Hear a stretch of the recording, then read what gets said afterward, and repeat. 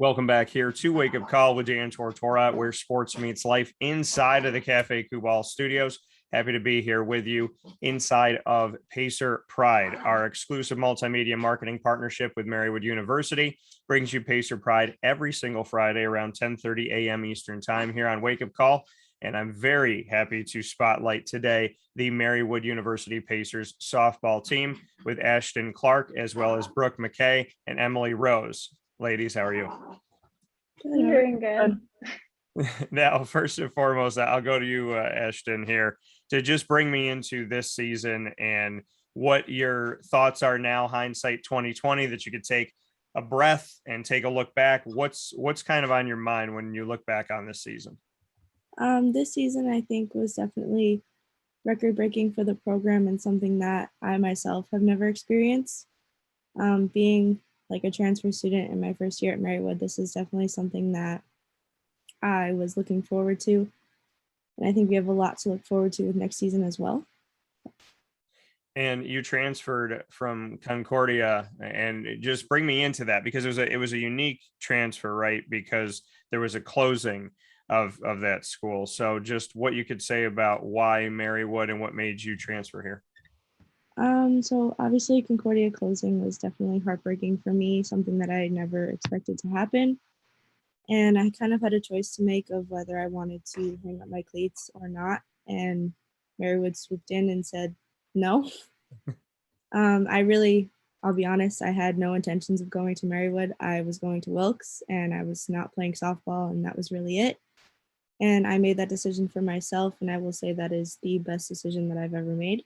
Was to come to Marywood. They have a great education program. They have a great softball program. So just those two things combined was what drew me to Marywood.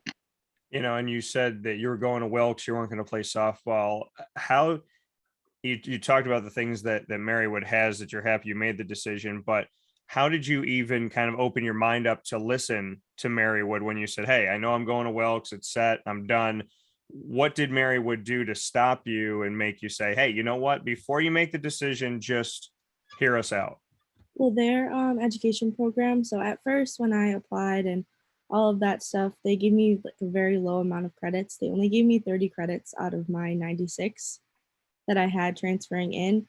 So that's kind of what said, no, that's not happening. And then I listened to my parents, I listened to my friends, and I asked for a reevaluation on all of those credits, and they ended up coming with the same amount that Wilkes did. So either way, I was in the same position, whether what school I went to. And then it came down to softball. So it was either I play or I don't, and I didn't want to give that up yet. Well, and we're happy that you didn't, obviously. Emily, you had the opportunity this season to start us off here and lead off and second that you had at Marywood Softball this season. And according to Coach John Butash, he feels that you truly set the tone for the team. Would you say that as well? I don't know if I necessarily set the tone, but it was definitely the opening of our season. And when you look back on this season, you heard Ashdon talk about it a little bit. What are your favorite memories from this season? If you can pull up one or two things that really step out to you when I say the 2022 Marywood softball season, what are some of those memories that you're taking with you? I think one of the main things is we clicked so well on the field. No matter what was going on off the field, once we stepped between the chalk lines, we just clicked so well. And I know we had a lot of injuries this season, and everybody stepped up when they needed to be. And I think that was the biggest thing with this season. What is it about, you said off the field, that you clicked so well? Why do you believe this team was able to get along and continue that off the field? Because that is incredibly important to any successful team, is the ability to get along in practice, get along in the classroom, get along in the locker room. So why do you feel like this team got along so well? I think a lot of us were just able to trust each other. Like, no matter our team was just so deep that, like I said before, no matter if we suffered an injury, someone was there to back us up. And I think that trust played a big role in that this year. Brooke, for you, hearing Emily talk about, injuries on the team and somebody having to be ready for that opportunity to come up, that doesn't, listen, injuries happen to almost every single team out there every single season, but not everybody has a team that can rise above it. Why did this team do so well with that? Um, I mean, I just think that everyone, we had a really good group of girls and everyone was all equally worthy to be out there on the field. So when, a game would start and you're not in the lineup, I think that everyone else who was in the dugout, we were up on the fence, prepared for if a situation happened where someone needed to get thrown in last minute to, help out a teammate. I think that our team was always ready for everything. We were ready for anything that was possibly thrown at us. I mean, last year, if you look at our season with COVID, we had like kind of a half season and half of our season got shut down because we had like 3 or 4 girls have COVID. So I think last year really prepared us for this year. And I think it was kind of like a sigh of relief that like we were able to get a full season in. And yes, like Emily said, that there was a lot of injuries, but we had just had so many good players on the team that if there was that injury, we already had a girl on the team that could step up and fill that position for her.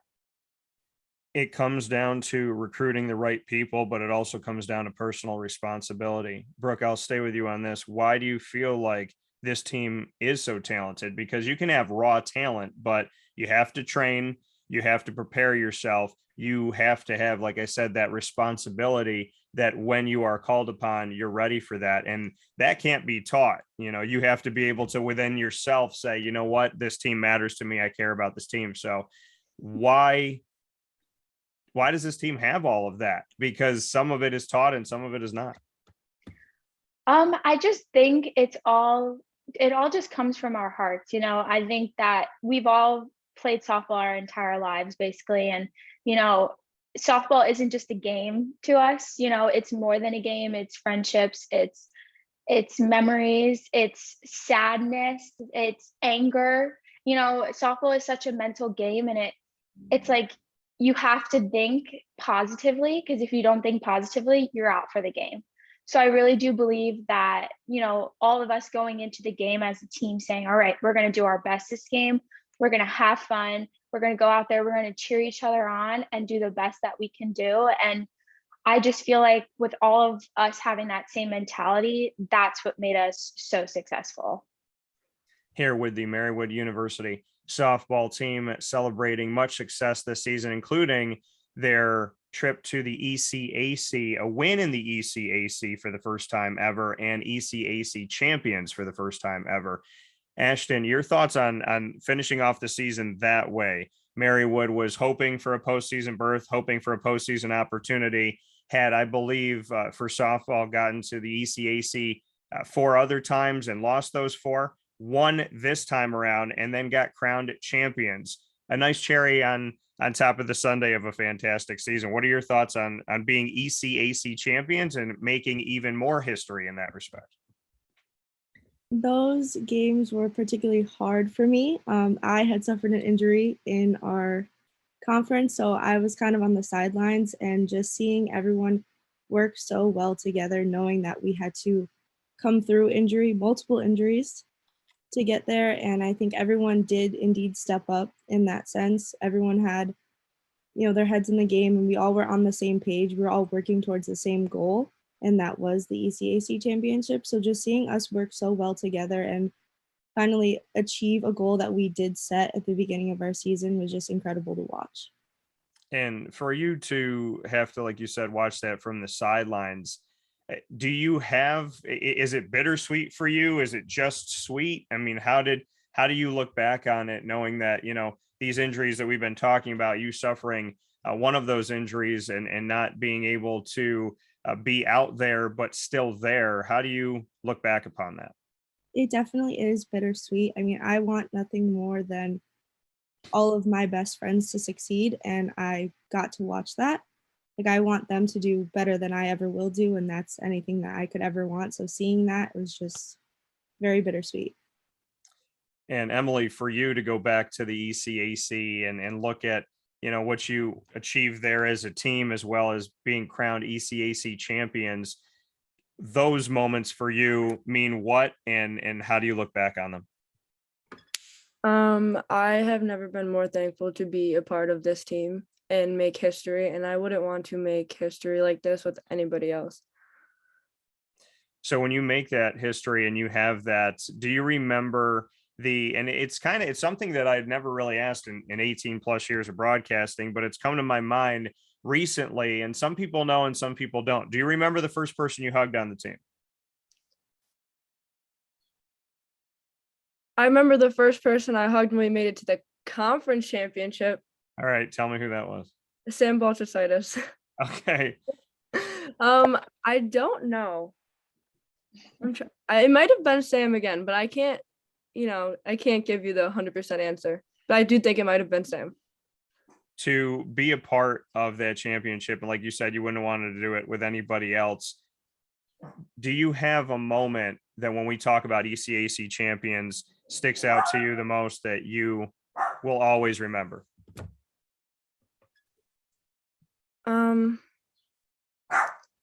I just think that at that moment we were just playing in the moment. Like there was nothing else that could tear us apart at that point. We already came so far that we were just all together. And I think the chemistry between all of us was just unmatched. Brooke, for you, going back to that ECAC championship, what's standing out to you that makes you smile when you think back on it this morning? Well, a lot of things. Being recognized as the tournament MVP was really awesome. I haven't been recognized like that in a very long time. And, I sent out a text later to the team that night and I said, this tournament MVP does not just belong to me.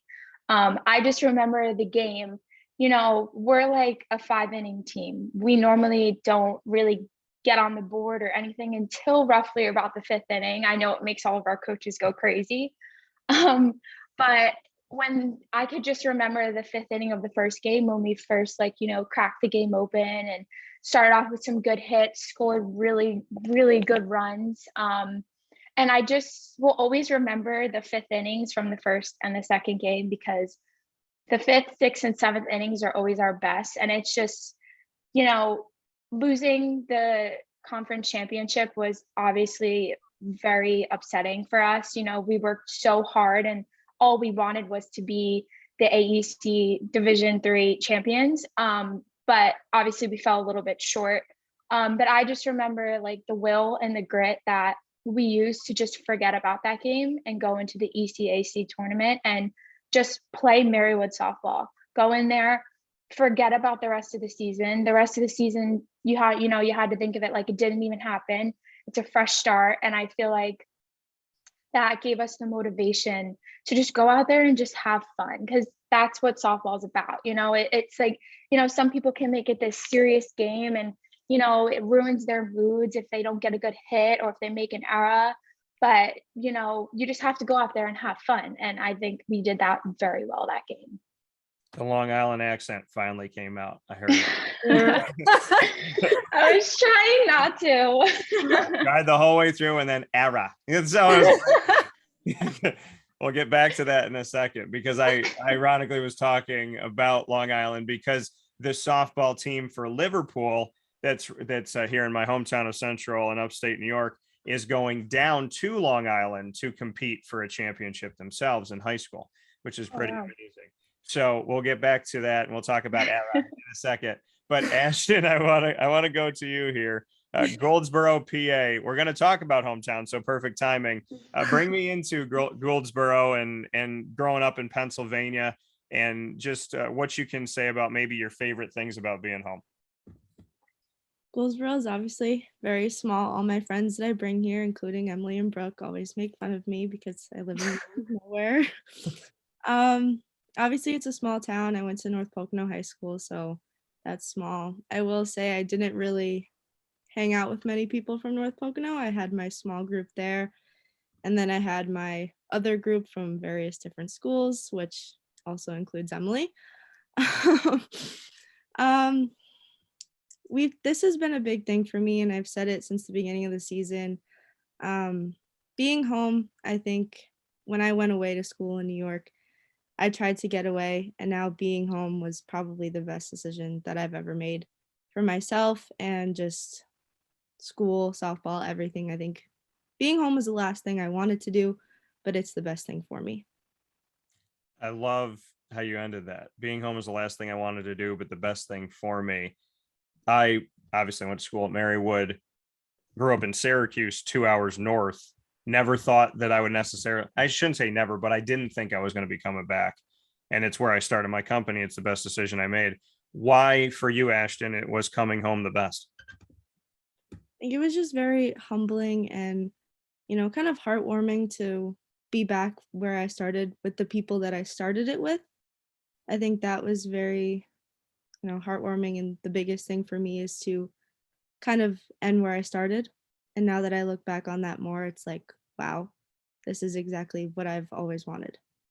You said that Emily and you had a friendship before Marywood. Did she help recruit you to Marywood? I wouldn't say necessarily help recruit me, but the day that I decided, I did call her and she was with our other teammate, Sam. And I'm pretty sure her jaw hit the floor. Actually, both of their jaws hit the floor. And just that reaction alone is just everything that I needed in that moment. Emily, you heard her say, not necessarily, but be honest. Did you try to even low key recruit her a little bit? I think once she told me that Concordia closed and she was like weighing out her options, I think I, maybe pushed her a little bit, but I don't think I would necessarily recruit her. But I did tell her to come play softball for Marywood. What is it about your bond and your relationship that you had even before Marywood that means so much to you with Ashdon? She's always been there. Like since we have been 14 years old, it's always been her and I. And even when she went away to school, like, yeah, we didn't talk every day, but I know that if I called her, she called me. One of us was always there for each other. You're coming from Scranton, Pennsylvania, so a very far move to Marywood University. What can you tell me about Scranton having, obviously I was there for Marywood for 4 years. I lived for a couple of years after and worked downtown. So I know what I think about Scranton, but tell me what your thoughts are on Scranton and maybe some of your go-to things to do. Well, there's different parts of Scranton. I'm from the west part of Scranton. So that's a big thing. I feel like if you're not from the area, there's a lot to do here. Whereas growing up here, there's nothing to do here for me personally. But I'm kind of the opposite of Ashdon. I didn't want to stay here in the beginning, but I have two younger sisters that kind of like kept me here. And then I wasn't ready to hang my cleats up either. And Marywood gave me the best option. But once I graduate next year, I don't want to be in Scranton anymore. So you stay here, like you said, it wasn't necessarily the plan. Hindsight 2020, are you happy that you decided to stay and go to Marywood? Yeah, I wouldn't have wanted it any other way. Brooke, now that it's out and we know that you're from Long Island, bring me into, now it's Riverhead, right? Yes. Okay. So I ironically last year around the same exact time I was on Long Island. Sorry. But I was on Long Island for a while, for a few months. And so I got to learn about a bunch of different things, including the fact that you're never in Long Island, you're on Long Island. Yes. So bring me into how you would describe Long Island life. It's a tough question. So when it's not tourist season, which includes basically all of the seasons of the year, Long Island is very fun.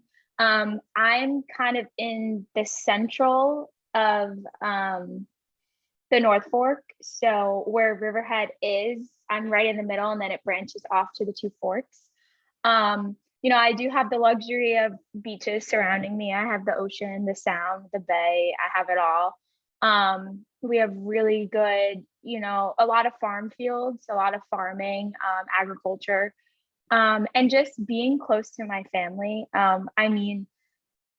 My mom was like, when I first, wanted to go to Marywood, she was like, are you sure? Like, that's kind of far. Are you sure? Because I'm such a homebody. my family's my number one support. I go to them with anything. I'm very fortunate enough to have two really huge families that are so supportive of me. So I like when I come home, I'm just a few minutes away from all my family members. And that's what I love most about Long Island and coming home, is seeing my family. I find it very interesting that what I've experienced of Long Island is the same, is that there's the family doesn't want you to go anywhere. They want you to stay. And then when you're done with whatever you're doing, they want you to come back. So are you going back to Long Island after Marywood or no? I'm not sure yet. That's a question I'm still trying to figure out. My plan is to not come back to Long Island. I just don't think that, I'd want to start my adult life here.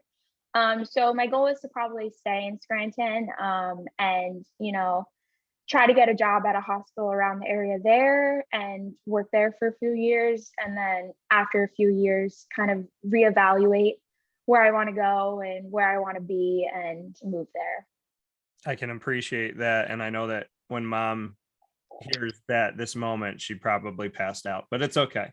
Yeah. We're going to get through. Where's the best place to get bagels? Because I just had this conversation with the Liverpool softball team, and I don't ever get cream cheese anywhere. And I don't know if you brought Ashdon and Emily down there, you should, but best bagels on the planet. I always get an egg bagel, and no matter where I go, they always have the walnut raisin cream cheese, which I love. But I have a few places on Long Island that I've been to. Do you have a place that you have to go to? Well, see, that's another tough question. Every time I want a bagel, I have to kind of do my pros and cons because they're all so good. In my town though, like my go-to place is definitely Bagel Lovers, which is in my town. I like Signature Bagels, I like Strathmore Bagels, but the top two would most likely be Bagel Lovers and Signature Bagels, and those are right here in Riverhead. And I found out last summer that there is an egg everything bagel, which is the bonding of two incredible things. Emily, we're talking about food here in Scranton. Is there a go-to restaurant that you like to? I've been to a lot of places in Scranton, so is there a place that you like to go to? And I already know I'm prefacing this by stating the fact that the best thing that we're going to talk about food-wise are Long Island bagels, and I will fight anybody on that. But Emily, is there a best restaurant in Scranton? Well, you picked a good question to ask me about food, I can tell you that. I don't have a favorite restaurant. See, I go out to eat so much that like I'm just all over. The Glider is good though. The Glider Diner, yeah. Glider, yes. Dude, what do you get there? Hot roast beef. Which is exactly what I got. Enrico Mastromano, the Marywood men's basketball head coach, we're very close. He brought me there and he was like, you can get whatever you want, but you got to get the hot roast beef. And I was like, well, you have to, with gravy on the fries. Yeah, very good. It was actually, that's one of the last things I got in Scranton. So yes. I agree with you on that. Ashdon, Goldsboro, I know it's small of the restaurant that is there. No, I'm kidding. But where is how many restaurants are in Goldsboro that you can remember or count? And is there a favorite one? You're right with restaurant. There is only one. Both Emily and Brooke have eaten there though. Okay. They have eaten there. Well, actually, it's called Main Street Deli. Okay. It was an old, tiny convenience store that they transformed into a restaurant, if that's what you want to call it. I don't really even know what to call it. But it's a small hole in the wall. Very good. About 3 minutes from my house. Okay. And that's all we have. That's about it. What do you get to eat there? Their pizza is good. I either usually get a wrap of some kind, some wings. Their truffle fries are very good. Okay. That's about because it. There's one restaurant, they have to have it all. Right. So right. The truffle fries, though, I mean, that's a unique thing to have at a restaurant. Mm-hmm. So that's a go-to. All right, fair enough. So as we get back here to the season itself, and we're going to do something at the end of the broadcast called rapid fire, and I'm just going to prepare you for this. We all get to ask each other questions that have nothing to do with sports, but you guys get to put me on the hot seat too. So it's not just you on the hot seat. I have to answer what you ask me. So Ashdon, I'm going to stay with you on this. Going back to this 2022 Marywood softball season, how would you describe your team's personalities in 3 words? Do I get a minute to think about it? Yeah, you do. You get a minute. Everybody will just stare at the screen around the world, but yes, you get a minute.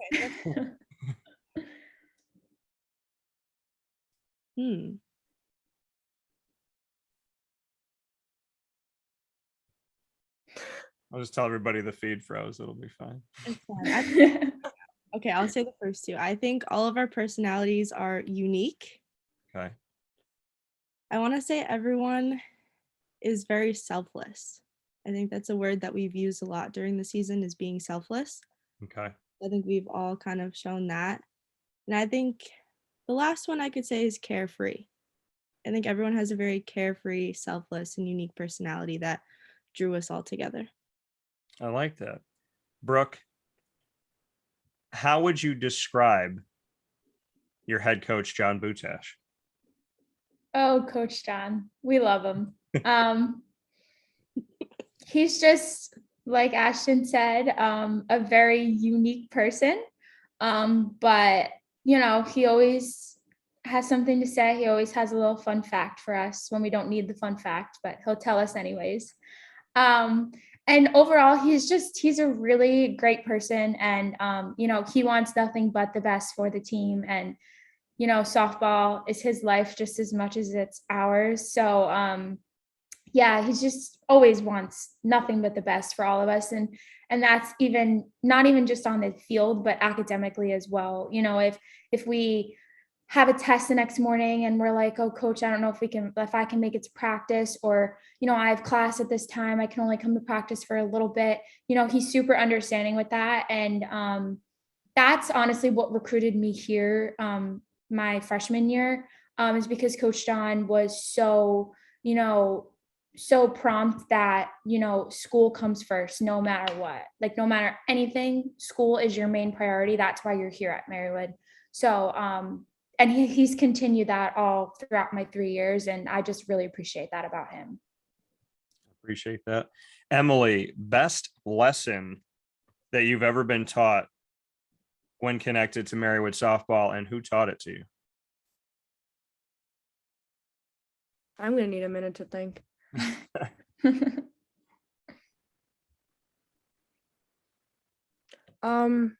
I think this goes for all of our coaches that have taught me this, but once you step on that field, it doesn't matter what happens, because it's not going to matter 5 years from now. What's going to matter is, like, if something doesn't go as well as you want it to, it goes off of how you handle it.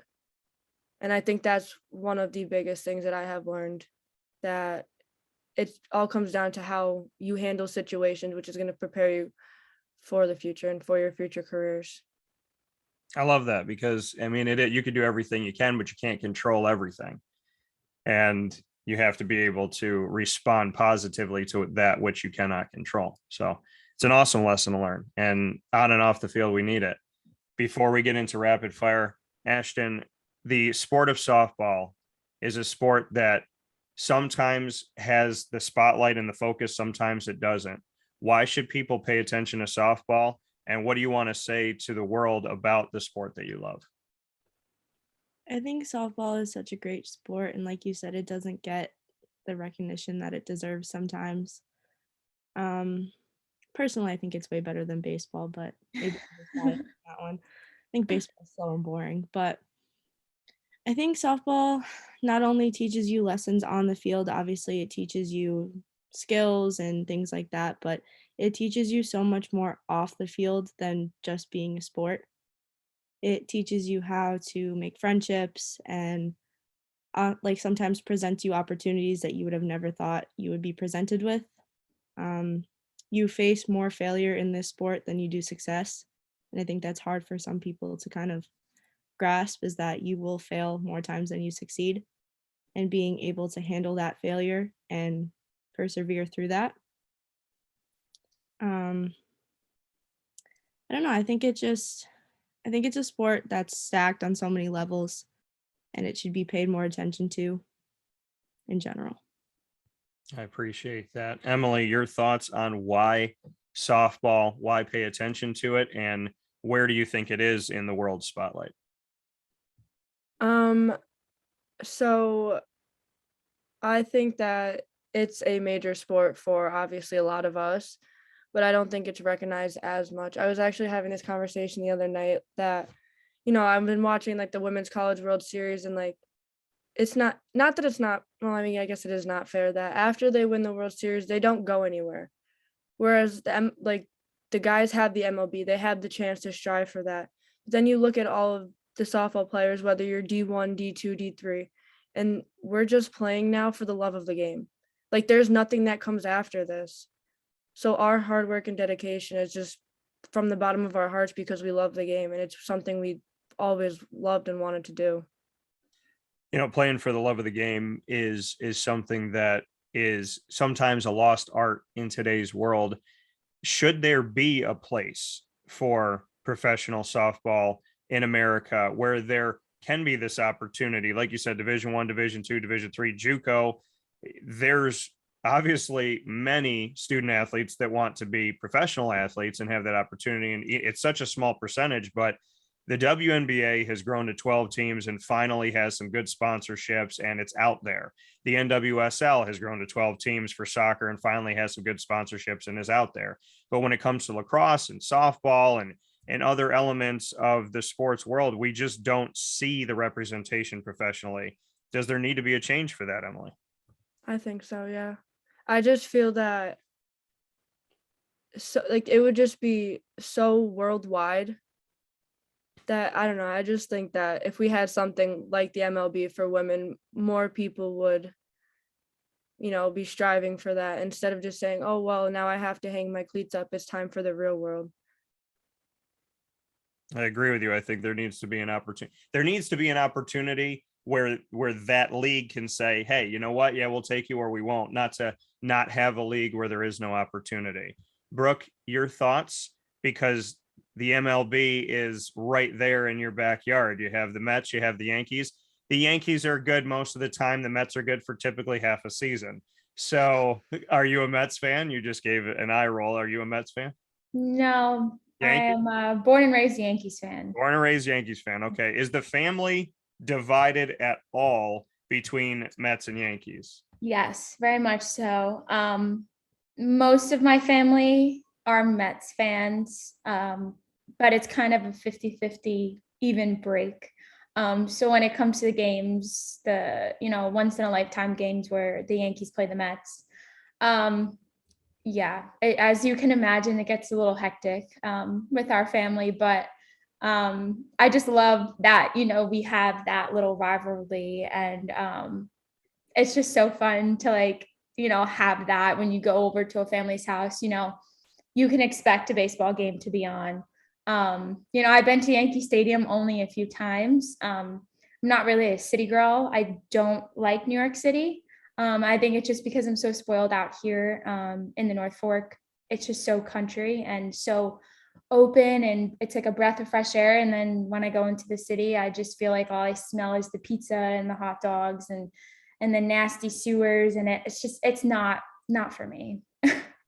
You were very nice, and I was going to say something if you didn't. When you're like, I go in the city and I smell pizza, and I don't smell any food in the city. I smell only the sewer. So that's typically, I always say that Toronto is like New York City if it was clean and kind. Yeah. Because it's big and there's people everywhere, but it doesn't smell bad. And like everybody has a dog in Toronto and they're always walking them. But you just got really excited about Mets Yankees, right? And the rivalry and the family and all of that. Wouldn't that be awesome if we could talk about two teams in softball and there was something on Long Island and you could get that excited and feverish about that. Let's say, we had the Bandits and the Panthers playing each other, and half of your family was the Bandits and half of your family were the Panthers.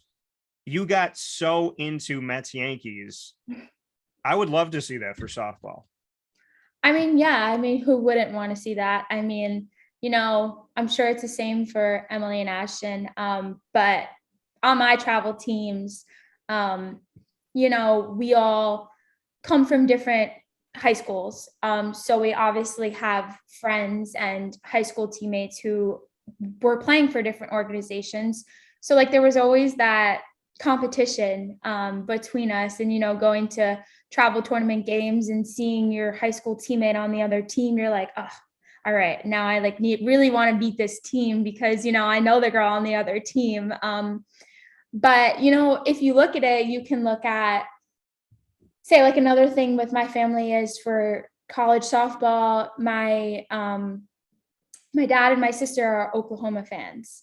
I'm a Florida Gators fan always. And my mom kind of goes both ways. She just doesn't like to get involved.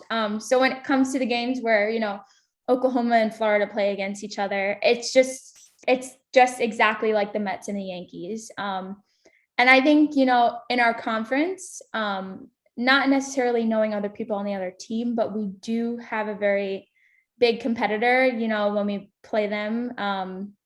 It's always a tough game, and there's a lot of emotions in the game. And, I'm just going to go out and say it's Cabrini.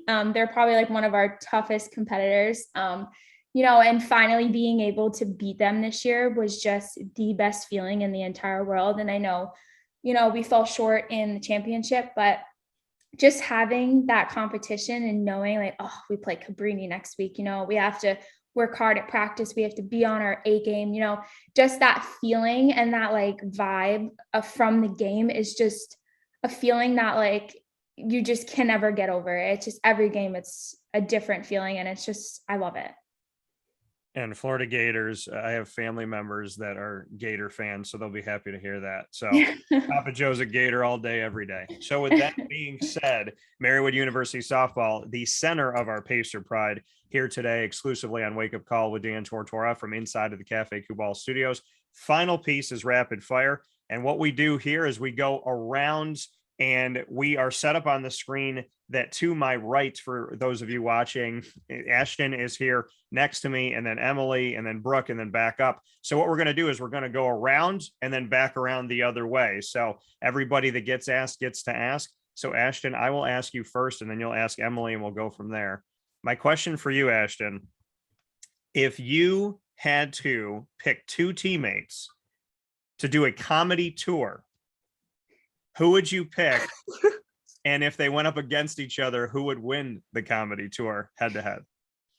If I had to pick to do the comedy tour? Yeah, you pick two people for the comedy tour from your team. And if they went up against each other, who would you say is the best? Okay, so I would pick Emily Rose and Nina Kozar. Okay. Winning's a toss-up. Winning's definitely a toss-up. I think Emily might punch me if I don't say her, so I'm gonna go with Emily. I'd probably say Nina, to be honest. Fair enough. All right, Emily, go ahead. Or I'm sorry, Ashton, you ask Emily. Can it be like anything? Anything in the world. I don't think there's a lot that I don't know about you.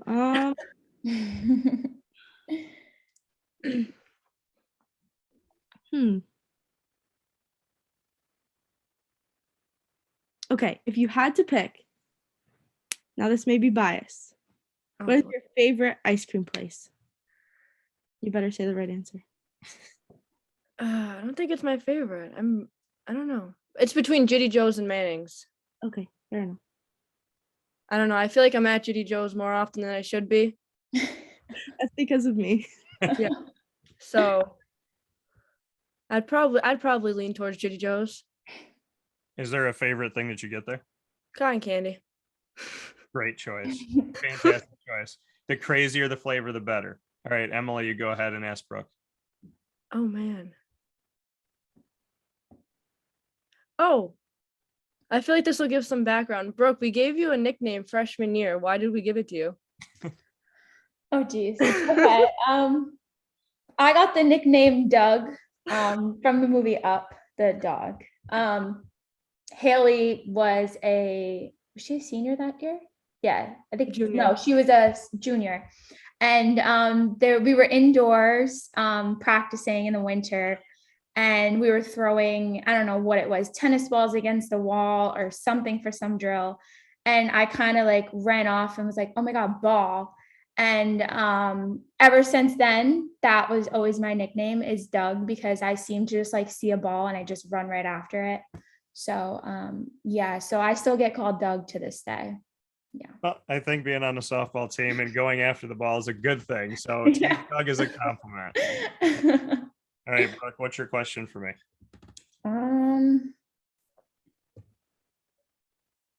What is your favorite sports team to interview? Like, what sport is your favorite to interview? Sport. It's tough. I'd probably have to say, because I cover the ACC and the American Athletic very closely in college. So and with that in Notre Dame, there's 27 schools, I think. So I would probably say football, just because I've gotten to know the most amount of people through that. And doing the ACC, we have it's called the ACC kickoff, and it's in the summer, and every team gets invited and you can interview them all. And I sit right in the front row, and everybody that comes up to that stage, I make sure I have a question for, and I run the gamut, and it's usually like 42 people. So I like the challenge of getting to know them and having to know their team. So I'd probably say that, just because I've expanded my network a lot with football. So I'd probably say that. My question back to you, Brooke. We're going back to Long Island. We have to. So I'm thinking about all the things I've learned. I did learn that where you are and what you're talking about, that it's there, but it's not. And you don't have to worry about the city. There's still traffic, but it's not like everybody's like this. The houses are really nice. I do know that. So, okay, let's stay on Long Island. Give me your favorite breakfast, your favorite lunch, and your favorite dinner on Long Island. And then tell me your favorite beach area to go to. Okay, so my favorite breakfast would definitely be Signature Bagels or Bagel Lovers. I'll still stand by that. Okay. My favorite lunch, that's a tricky one because I'm not a big lunch person. Most of the time I'll probably just go to the deli and get some kind of like a hero sandwich, a hoagie. We call it I would get I would get probably like a like Deli Hero, or if not, I would definitely go to Star Confectionery. It's where I work. It's a little old, very cute, awesome luncheonette. They have really good lunch. For dinner, I would definitely choose On the Docks. It's here maybe 3 minutes from my house. It's right on a little marina, like a little creek. And then my go-to beach spot, I mean, everyone loves the ocean, right? I mean, can't complain about the ocean. It's just I have to go to the Hamptons for that. I don't really like going over there. So I would definitely have to say the Bay. And because, a lot of my friends and family and stuff have boats, so we could take the boats out on the water and, go to Greenport, go up the island, down the island, wherever we want to go. So I would definitely have to say the Bay, which is in Jamesport, which is about 5 minutes from me. Everything's right there. Yeah. What beach is it where they have like the obstacle course zip line stuff that I'm thinking of? I don't know about the zip line, but what I think you're thinking of is Jones Beach, maybe? Jones Beach, yeah. Yeah, that's a very touristy place, and that's very far west up the island for me. So it's just not even worth for me going there. I will tell you that I went, and they tell you what to do in the beginning. They put you in a harness thing, whatever, right? They clip you in, and they tell you this is how you clip to the zip line and go. And then that's it. and then there's nobody there to help you the rest of the way. And it keeps going and going. And at the end, you take, your whatever, your cord, and you click it onto this thing, and you're supposed to just stay on it, and it's going to take you down because you finish the course and you're really high up, and you're supposed to just clip to it, and then it guides you all the way down. Nobody was there for the guy in front of me who kind of hurt himself, and nobody was there for me to tell me what I was supposed to hold on to or not. It was my first time on it. So I clipped to it, and then I held on to like the blue strip that was there. Well, the blue strip stops, and then you just go down this wire to the ground. So when it stopped, it felt like it was going to rip both of my arms out by my shoulders. Nobody said anything to me. I cut myself, and I ended up going down to the bottom of the thing. And the lady showed up afterwards because she was, I don't know, on break doing something of nothing. And when she came back, I showed her what happened, and she was very, very nonchalant about it, and very much like, well, do you need a Band-Aid? I was like, yeah, I think this is pretty substantial. Like, I think it's important. But I do remember going back there saying, this was fun. However, somebody should probably tell you not to hold on to the blue strap so that you don't, lose a limb or something like that. Yeah, So that sounds like Long Island. It's kind of do what you have to do, and if you mess up or something goes wrong, got to figure it out. yeah, absolutely. So shout out to Jones Beach. Nice experience until the end. Brooke, what's your question for Emily? Oh. What is out of all the three coaches, what is your favorite coach's like moment? After I hit the game-winning triple in Florida, Coach Brian sprinted to me and picked me up, and there's actually a photo of him holding me and hugging me. And that's probably my favorite memory with one of my coaches. That's awesome. Emily, what's your question for somebody who you know very little about, Miss Ashdon?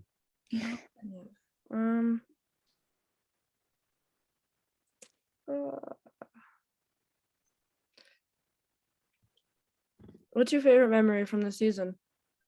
On or off the field as a team? I have like 7, not more than 7 off the field. I got to pick one.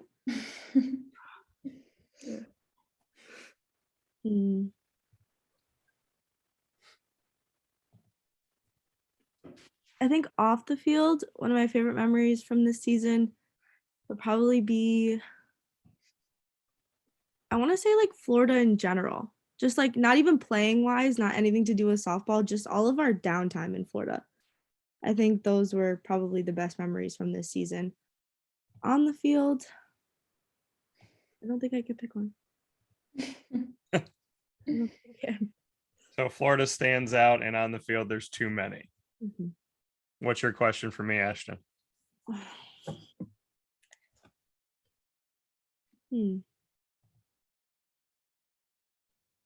Okay. You said that you've lived in many places. Yes. What is your favorite and why? That's a fantastic question. So I've lived in 3 different states. I've lived in PA, New York, and Florida. And I would have to say, I mean, I love home. There's things that I love about Marywood in that area. But my second home of my show, it's not just the second home for me, but it's the second home of my show. There's a lot of teams I cover down there. I love Florida. And I worked at Disney. I worked at Disney on the college program from Marywood, and then went and lived down there for a little bit. So my best friend's down there, Evan, shout out to Ev. And yeah, I mean, 2 of my nieces are down there. I call them my other parents, my Papa Joe and Mary, they're down there. I love so many things about Florida, and I'm a Disney kid, and it doesn't matter how old I am. I will run around Disney like I went there for the first time. So yeah, I would have to say Florida. I don't need 90. I think 75 to 80 I can ride all year long, but 90, that's July, August, that's hard. But beyond that, I mean, there's so much to do. There's so many places to go, and next to New York, my family is there. So I guess, Florida would be an easy choice for me. I lived in Kissimmee, which is right outside of Orlando. Would I live in Kissimmee again?